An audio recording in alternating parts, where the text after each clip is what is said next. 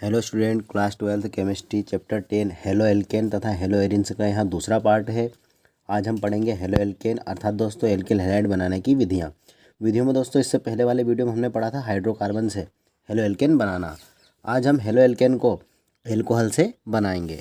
तो देखिए दोस्तों, एल्कोहल अर्थात दोस्तों OH समूह जो यहाँ पर लिखा है, एल्कोहल के OH समूह का हेलोजन अर्थात दोस्तों हेलोजन को दर्शाते हैं X परमाणु द्वारा विस्थापित कर एल्किल हैलाइड बनाना दोस्तों एल्कोहल विधि कहलाती है। इसमें दोस्तों रहेगी हमारी पहली विधि एल्कोहल पर हेलोजन अम्लों से क्रिया।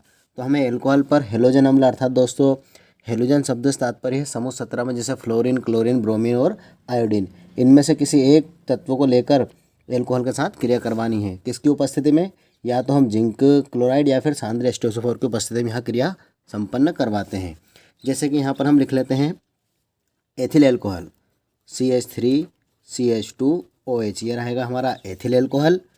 इसमें दोस्तों हम मिलाएंगे एक अम्ल अर्थात दोस्तों हेलोजन अम्ल HCl, ये हमारा रहेगा हेलोजन अम्ल। जैसे कि यहाँ पर लिखा है यहाँ क्रिया निर्जल जिंक क्लोराइड, तो मैं यहाँ पर लिख देता हूँ निर्जल जिंक क्लोराइड अर्थात ZnCl2, ये हमारा उत्प्रेरक रहेगा। तो अब जो HCl में H होता है यहाँ एल्कोहल के OH को लेकर बाहर जल के रूप में निकल जाता है। देखिए दोस्तों यहाँ पर H है और यहाँ से एक H हमने लिया है तो H2 और ये बन जाता है O, अर्थात हमारा प्रोडक्ट एक जल के रूप में बाहर निकल जाता है। शेष जो क्लोरीन रह जाती है वो यहाँ पर आकर जुड़ जाती है इस स्थान पर, तो हमारा बन जाता है CH3CH2Cl।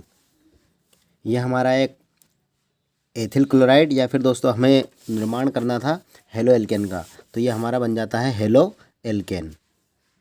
हेलो शब्द से तात्पर्य यहाँ पर क्लोरीन से और एल्केन शब्द से तात्पर्य होता है मेथेन, एथेन, प्रोपेन की चेन।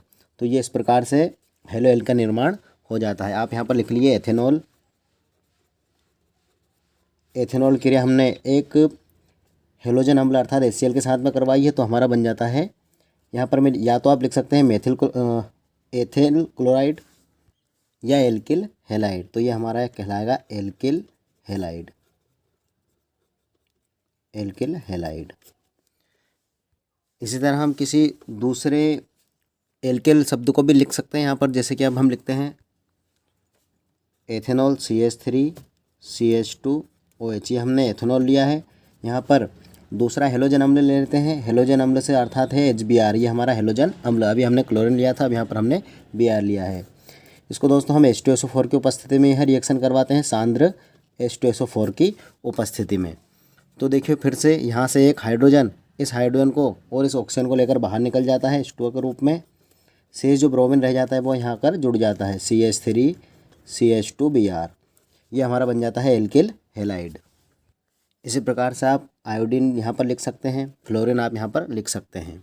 आगे बढ़ते हैं दोस्तों, ये हमारा एल्कोहल से पहली विधि थी बनाने की। अब एल्कोहल से हमारी दूसरी विधि है एल्कोहल पर फास्फोरस हैलाइड की क्रिया।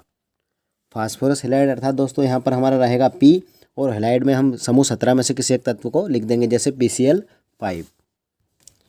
तो रिएक्शन लिखते हैं हम यहाँ पर C2H5OH, ये हमारा एथिल एल्कोहल है। इसे आप CH3CH2OH के रूप में भी लिख सकते हैं। एथिल एल्कोहल पर दोस्तों हमें फास्फोरस हैलाइड अर्थात PCl5 से क्रिया करवानी है।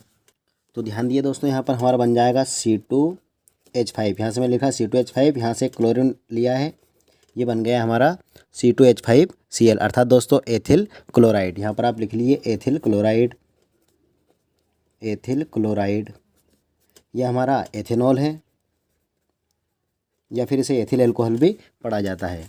तो देखिए दोस्तों यहाँ से OH निकलता है। OH दोस्तों यहाँ से जो H रहेगा वो एक Cl के साथ में निकल कर HCl का निर्माण इस प्रकार से कर लेता है। शेष जो प्रोडक्ट हमारा रह जाता है, तो हमारे पास अब प्रोडक्ट में फास्फोरस रहा है और ऑक्सीजन बचा हुआ है एवं दोस्तों क्लोरीन यहाँ पर 1 और 2 खर्च हुई है, 3 क्लोरीन शेष रह जाती हैं, तो उन्हें हम लिख देते हैं POCl3। इस प्रकार से दोस्तों हमने एथिल एल्कोहल का एथेनॉल से फॉस्फोरस हैलाइड की क्रिया कर एथिल क्लोराइड अर्थात दोस्तों एल्किल हैलाइड का निर्माण कर लिया है।